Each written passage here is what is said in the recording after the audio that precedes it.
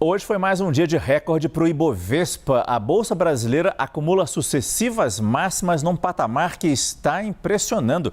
Quem chega para explicar o que está por trás desse desempenho histórico é a nossa analista de economia, Lucinda Pinto. Boa noite, Lucinda. Boa noite, Márcio. Boa noite a todos.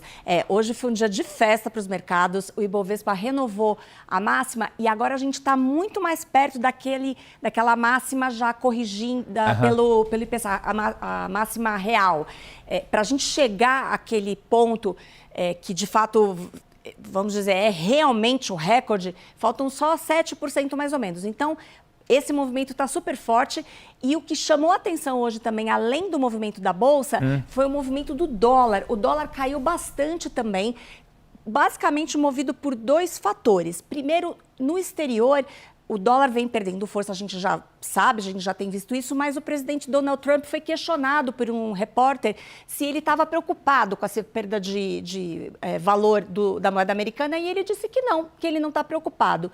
E aí, diante disso, os investidores foram para cima, venderam dólar e a moeda caiu no mundo todo e aqui caiu 1,38% e foi para o menor patamar em 20 meses.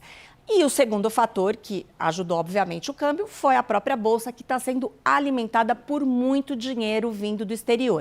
A gente consegue enxergar aqui também na próxima tela esse movimento. Aliás, antes, vamos. Ó, que bonito o gráfico da Bolsa, disparou aqui ao longo do ano. Esse aqui é o gráfico só de janeiro, né? E dá para a gente enxergar aqui a força do Ibovespa. E o que está impulsionando, a gente já tem visto, e esse movimento persiste, é a entrada de capital estrangeiro naquele movimento de rotação de carteira, de troca de posições. O investidor estrangeiro global, ele estava muito posicionado no mercado americano e ele decidiu por conta da instabilidade geopolítica, por conta dos problemas fiscais americanos, mas sobretudo por conta da valorização da bolsa, lá das bolsas americanas que já tinham ido para patamares bastante elevados. O S&P 500, por exemplo, subia mais de 78% em 2 anos. Então eles decidiram diminuir um pouco ali a exposição às ações americanas e colocar só um pedacinho do dinheiro que eles têm em outros mercados. E esse pouquinho de dinheiro para eles, para a gente é bastante e provoca esse impacto todo. Então a gente vê aqui ao longo dos últimos meses a variação do capital estrangeiro. A gente vê que em muitos meses o estrangeiro retirou recursos, colocou, mas os 17 bilhões aqui que a gente está vendo aqui já realmente chama bastante atenção. A gente viu um volume dessa monta em 2023 apenas, no fim de 2023 entrou bastante dinheiro na Bolsa também por conta de expectativa de corte de juros nos Estados Unidos. Há muito tempo a gente não via o investidor estrangeiro com tanto apetite pelo mercado brasileiro. E quem mais chama atenção dentre as opções de ações, Márcio, são aquelas empresas que a gente chama de blue chips, as empresas que são as que têm maior liquidez dentro do Ibovespa. Então, é Petrobras, Bradesco, Itaúsa, que é a holding que detém o Itaú, Vale, que, aliás, Vale teve uma excelente notícia hoje, também ajudou a trazer força para o papel. A Vale voltou a ser a maior mineradora em termos de produção do mundo, superou a Rio Tinto, australiana. O Banco BTG e a Embraer, que também anunciou um volume recorde de encomendas de mais de 3 bilhões de dólares de aeronaves no final do ano. Então, a verdade é que a Bolsa hoje está refletindo também algumas boas notícias corporativas, mas são essas grandes empresas que acabam atraindo mais esse fluxo e são essas grandes empresas que têm um peso muito grande na definição do Ibovespa.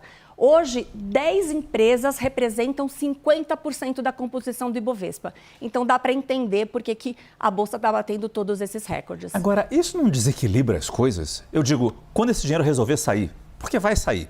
A gente gostaria que ficasse, mas vai acabar saindo. Não causa um desequilíbrio? Depois de subir 18%, 17%, a empresa sente e, de repente, esse dinheiro que sai, se vende essas ações. Isso não mexe, não vai causar um impacto mais para frente? Eu digo, depois de tanto dinheiro que entra?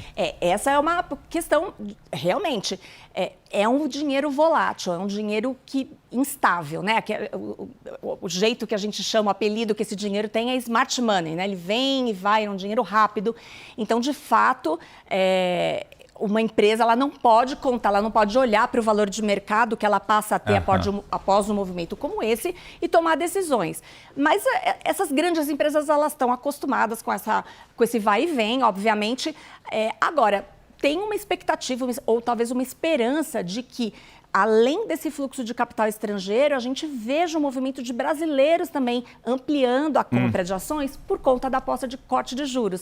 Essa expectativa de mudança na Selic, sobre a qual a gente vem falando, agora a gente acredita-se que virá esse primeiro corte em março, isso vai ser muito importante, isso deve trazer muito impacto para a Bolsa. Então, é isso, Márcio. Nenhuma decisão de longo prazo, nem de empresa, nem de investidor, pode ser tomada num momento como esse. Mas dá para acreditar que tem ainda um fôlego adicional aí nas próximas semanas. A Lucinda continua com a gente aqui no estúdio, porque foram divulgados hoje os números prévios da inflação de janeiro. E teve boa notícia aí também, né? Isso. Janeiro é sempre um mês de inflação. Começa o ano, todo mundo sabe, IPTU, reajuste de mensalidade escolar e tantas outras coisas. E este janeiro não foi diferente, o IPCA 15 subiu. O IPCA 15 ele é uma prévia do que é o IPCA, o índice oficial da meta de inflação do governo. Ele saiu com uma alta de 0,20%. Lá na pontinha. Aqui na pontinha. Ele desacelerou em relação a dezembro. Mas quando a gente compara, janeiro, a gente não está vendo aqui o 0,11, mas janeiro de 2025, a inflação estava um pouco mais baixa até. Mas a informação importante desse dado, Márcio, desse 0,20% de janeiro, é que ele trouxe algumas boas notícias, entre elas a queda da inflação de serviços, que é aquela inflação que tem preocupado o Banco Central. A gente consegue ver na próxima tela que teve uma ligeira queda aqui dos... O nome técnico para isso é serviços subjacentes. Serviços subjacentes são todos aqueles serviços que são mais difíceis, respondem muito à demanda e que são mais difíceis de responder à taxa de juros. Então, é aquilo, cabeleireiro, manicure, academia, aluguel também entra aqui nessa conta e a inflação subjacente dos serviços subjacentes teve, olha lá, uma pequena virada, uma pequena queda.